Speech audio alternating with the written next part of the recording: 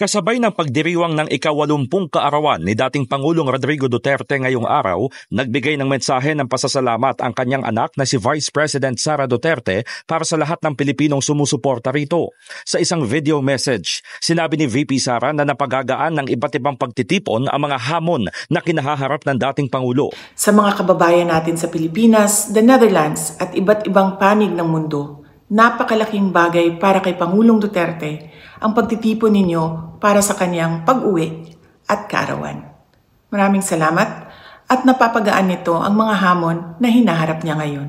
Hiling ng pangalawang Pangulo ang mas mabuting kalusugan at mahabang buhay para sa ama, gayon din ang pag-asang makakauwi ito agad sa Pilipinas.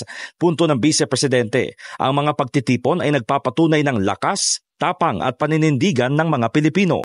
Sana ay magpatuloy din ang inyong suporta at pagmamahal sa ating dating Pangulo hanggang sa darating na halalan ng ating mga senador. Sa inyong kaisog, suporta o pag-ampo, kami nagasandig o naghinaot nga atong makabot ang hustisya alang kang Rodrigo Duterte sa mga Pilipino ug sa atong nasod, Pilipinas. Si dating Pangulong Duterte ay kasalukuyang nakabilanggo sa detention facility sa The Hague, Netherlands para sa kinahaharap na kasong Crimes Against Humanity kaugnay sa madugong War on Drugs campaign.